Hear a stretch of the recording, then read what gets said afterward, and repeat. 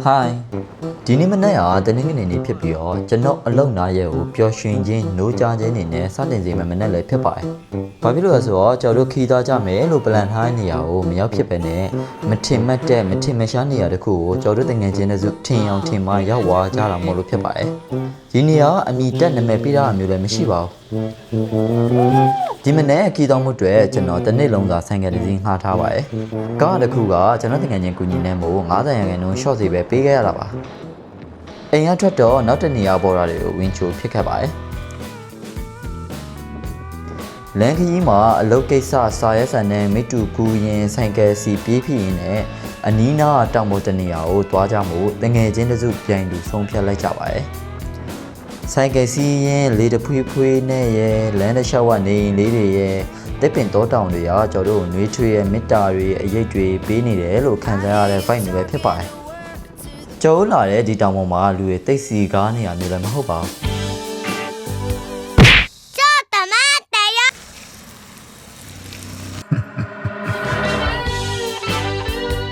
ငငယ်ကရွာမှာတက်ခဲ့တဲ့တောင်ပေါ်ဖုန်ကြီးကြောင်ဖိုက်မျိုးလည်းပို့ရပါတယ်ဒီကျွန်တော်ရှေ့မှာတွေ့နေတာ view ကျွန်တော်ပြမယ်ကျွန်တော်ဒီကောင်မှာတက်ရက်နေနော်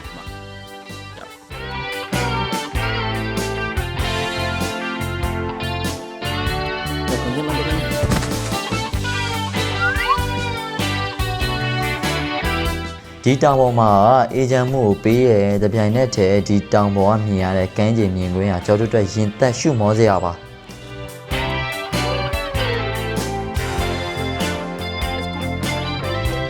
ဒီတောင်ပေါ်မှာကြီးစရာသွားစရာတွေမများတော့ဇေယျလိုအမိုးကုတ်လေးမှာကျော်တငယ်ချင်းတွေဆိုထိုင်နာရင်နေကြစီစားကြစကားပြောကြအချင်းနားထောင်ကြရင်လည်းပျော်နေကြပါတယ်ကျွန်တော်အင်ကြီးချွေးဆိုတာမျိုးဆိုကျွန်တော်ကမကြိုက်ပါဘူးဒါကြောင့်မို့ပဲကျွန်တော်အင်ဂျီကိုချွတ်ပြီးတော့လွတ်လွတ်လပ်လပ်စကားထိုင်ပြောလိုက်ဗီဒီယိုရိုက်လိုက်နဲ့တယောက်တည်းအလုပ်ရှုပ်နေရမျိုးပါရာသီဥတုကလည်းတော်တော်လေးတာရတယ်လို့ပဲကမ်းခြေဒေသဆိုတော့အပူချိန်ကအတန်တင်းတော့မြင့်ပါတယ်စကားမဆက်ကျွန်တော်ဒီနေ့စီးလာတဲ့ဖက်နဲ့ကတော်တော်လေးကိုချော့ပါတယ်နောက်ခီးစဉ်တွေမှာကျွန်တော်ကိုဒုက္ခလှလှလေးပေးမဲ့အရာလည်းဖြစ်ပါတယ်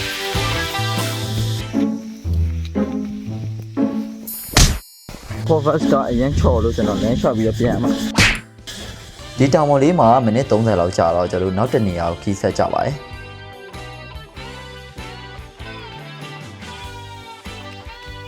တို့အခုဒီနေရာနေပြန်လာမှဖြစ်ပါတယ်ပြန်လည်းပြန်မှာဖြစ်ပါတယ်ဒီတော့မလားဝတ်ပြီးတော့နားဆိုင်ကမိုးနိုင်မှာပဲလား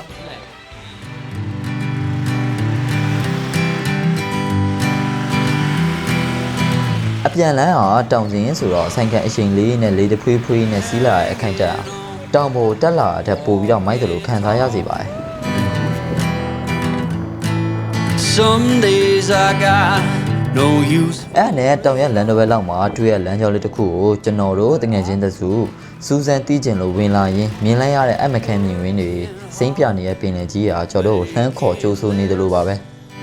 ထူးခြားတာကသွားရမယ့်လမ်းနဲ့ဆုံးနေပြီဆိုပေမဲ့ဆိုင်ကယ်တွေရှိနေကြတာပါပဲ Bad at best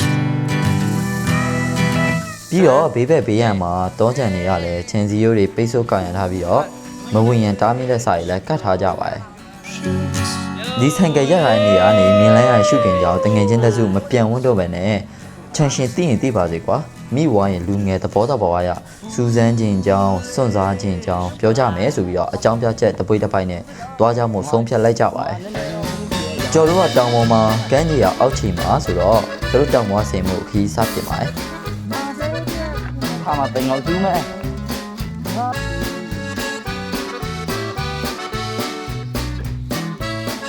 နော်တို့ခုဆိုရင်စဇာဖီလောကမှာတော့တာကိနာ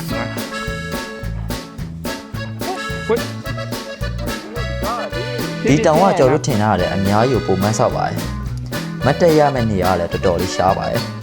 မတ်တက်ရလို့မရတာတော့ကျွန်တော်တယောက်ထဲပါပဲဘာဖြစ်လို့လဲဆိုတော့ကျွန်တော်ခဏလေးကကျွန်တော်ဒုက္ခပေးနေလို့ဖြစ်ပါတယ်တော့ပန်းတဲ့ရဆောင်ရမ်းမှာပန်းနေတပြိုင်နက်တည်းဒီတောင်ပေါ်ကဆင်းဖို့ပိုရွယ်ပူသွားစေခဲ့တာလည်းဒီခဏကြောက်ပဲဖြစ်ပါတယ်ငါအဲ့နဲ့ short TV ဆင်းမယ်ဒီရနဲ့ short TV ကဆင်းပါအိုး ကျွန်တော်ကဒီဖက်နဲ့ဘောင်းမီကိုမြေကြီးနဲ့ဖိကက်ပြီးတော့ချော်စီပြီးတော့ဆင်ခဲ့ရတာမျိုးပါ What the fuck အေးရေတူကူပဲလားခဏလေးသောက် သွားရမယ်ပန်းနိုင်ခကြီးကလှပလုံးလို့ပင်မန်းတာတွေနာကျင်နေရတယ် ချုပ်ပြီး မေး ခဏ ပါ မရမယ်ကျွန်တော်ကမရတော့ကျွန်တော်ကဒီ Converse ကတော်တော်လေးချော်ရတာမှာပါလူကမို့ gravity မရှိတဲ့နေရာလို့အောက်တုံးချနေလို့ဖြစ်နေကြိုက်ဘယ်လောက်နဲ့လဲဆိုတော့ကျွန်တော်ပြပါရေတော့ကြည့်ရအောင် Indicator လို့မျိုးစစ်ထုတ်ပေးရမယ်မယ် ဆေးလို့ရှာမှုပင်မမှုအပြည့်နဲ့ရောက်လာတဲ့ခီးပန်းနဲ့မြင်နေတော့ဒီလိုပဲဖြစ်ပါတယ်ဒီနေရာလေးမှာလူတွေကတိတ်မရှိကြပါဘူးတော်တဲ့ကပဇင်းတန်တွေပင်လယ်လှဲပုတ်တန်တွေလေတိုက်တန်တွေကတော့တန်စုံတီးဝိုင်းတစ်ခုလိုပါပဲ Yeah let's go ကမ်းခြေအဆက်မှာကြောက်ခွဲတွေပဲရှိကြတာပါကျိုးတငယ်ချင်းတစုအခြေချထိုင်မှုစခန်းချမှုတော့ခက်ခဲရှိနေပြန်ပါ မိုင်းဘောကဘောနဲ့တင်ခွင့်မယ်နောက်ဆုံးတော့စွန့်သွားပြီလာတဲ့ခကြီးရဲ့ရလက်ဒါပဲ ကျော်တို့တငယ်ချင်းတစုရုတ်တရက်ဒီနေရာကိုရောက်လာကြတာဆိုတော့စားစရာတွေမုတ်တွေအေးတွေကလည်းမရှိပြန်သွားဝယ်မှုကလည်းခက်ခဲနေခဲ့ပြန်ပါတယ်ဘယ်လိုပဲဖြစ်ဖြစ်တော်တော်လေးကိုပျော်စရာကြီးပါ ချစ်မင်းစင်က let's go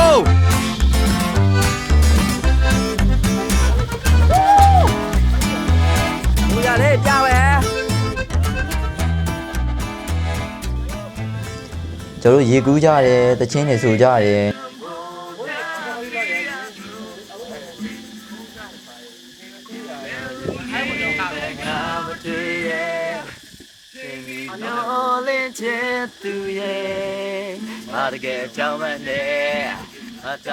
နောက်ဆုံးမှာတောင်ပေါ်ကပြုတ်ကြတဲ့အုံသီးကိုဒုံနဲ့ထိုးခွဲ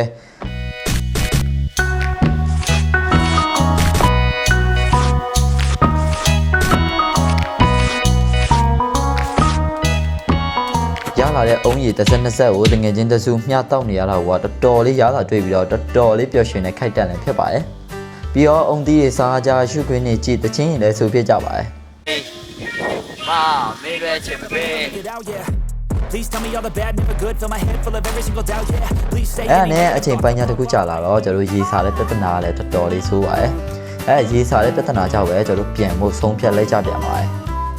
ဒီတစ်ခါတော့တောင်ပေါ်တက်တဲ့လမ်းမှာကျွန်တော်ဖက်နဲ့ကျွန်တော်ပို့ပြီးတော့ဒုက္ခပေးပါပြီတောင်ကပုံမှန်တော့ရှော့တက်လို့မရလို့အရင်ရောက်ဖူးတဲ့လူဟောင်းတွေကကျိုးတွေပါချထားကြတာပါ အာဒီမှာတောက်ဒီလိုကျိုးဆွဲပြီးတော့တက်ရမှာကျွန်တော်ဟာကျွန်တော် cover ကတရ6နဲ့ဆိုတော်တော်ချော်တာဟော go တောင်တက်တဲ့ချိန်မှာကျွန်တော်တငယ်ချင်းတွေဆိုအကုန်လုံးမောဟိုက်သွားကြပြန်ပါတယ် မောလာတက်တော့ချော်လို့ခနဲ့ချော်မှာဆိုလို့လက်နဲ့